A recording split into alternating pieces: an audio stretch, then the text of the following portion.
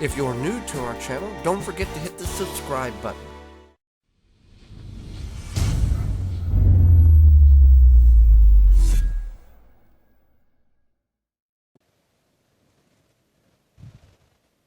Welcome to the Wisconsin Vegetable Gardener. I'm Joey Baird.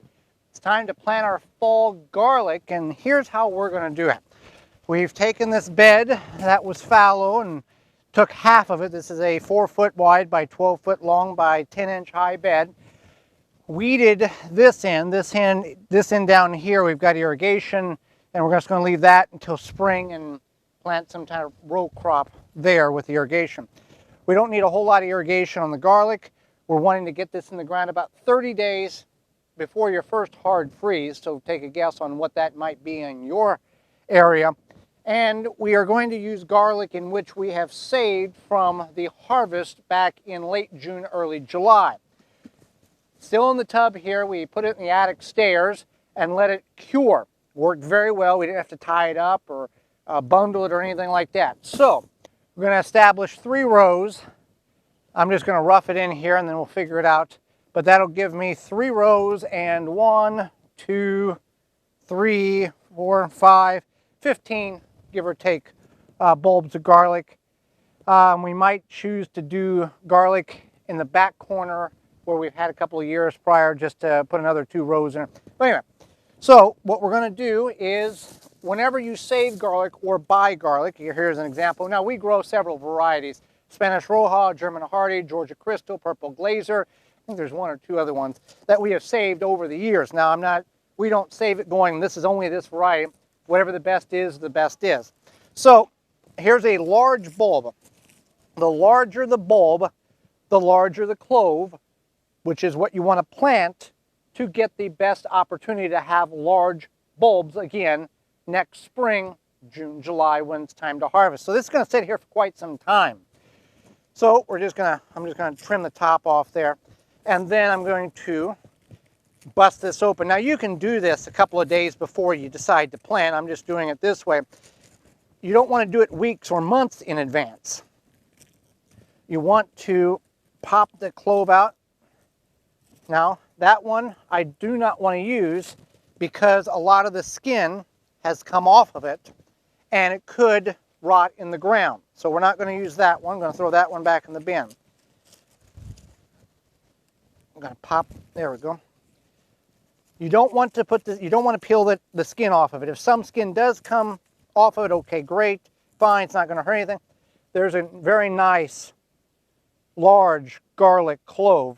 There's some smaller ones. Smaller ones will grow fine. They're just probably going to produce a smaller bulb. So I'll go through here and I'll just use this whole bulb of garlic. All right. And we want to plant them. The book says, I think, like 12 inches by 12 inches, row every 12 inches and plant every 12 inches. We can smash them together a little closer together. Let me get here. So let's start here. And I'm just going to, it will be a repeating thing. So I'm just going to go about 3 to 4 inches down, put it, and then that's it. You want to put it in the ground in the same direction that it came off. Teardrop at the top, root system at the bottom. I say that because it's an educational program. So, and some people may not know. So there's one. So instead of going here where you would typically go, which is about 1 foot, I'm going to take and move it about 8 inches and move that one about 8 inches and so forth and so on to use up. And you don't have to be precise about it, but that's going to get me 1, 2, 3, 4, 5. It's going to get me 6. 6 in each row, so that's 18 in this bed. So then we'll just cover them up. Now this is a little shallow, so I'm going to push these down in this raised bed. I can not be concerned with getting it too deep. You do want deeper than what you think, 3 to 4 inches, because we have come back in the spring. Here's my last one. And we have found, because we didn't plant them deep enough, that they were laying on the ground growing. So we had to dig them back in. You can plant garlic in the spring. However, garlic is a plant that requires chill hours. And to get the proper chill hours is what it needs to do is plant in the fall, get some establishment on the roots, kind of goes into dormancy until spring, and then it starts growing again. You may see top growth developing on your garlic. That's okay.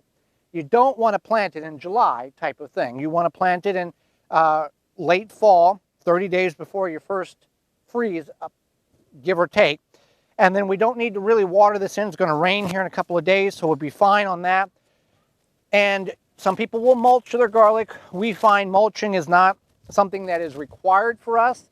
If you're going to mulch with leaves or straw, just a couple of inches. And then in the spring, drag that back without damaging the garlic, because if you keep the garlic too warm with that mulch over winter, it won't grow right in the spring to get to the developmental stage and the harvesting stage. So that's pretty much how easy it is to grow garlic.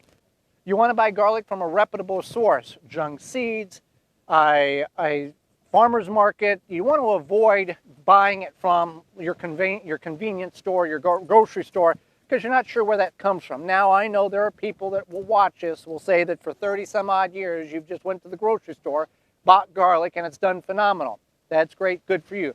But for the majority of people who try to attempt that task, store-bought garlic does not work well, and the flavor's not there either. So, thanks for watching. Join me again next time. I'm Joy Baird, and this has been the Wisconsin Vegetable Gardener. For more information, please visit thewisconsinvegetablegardener.com.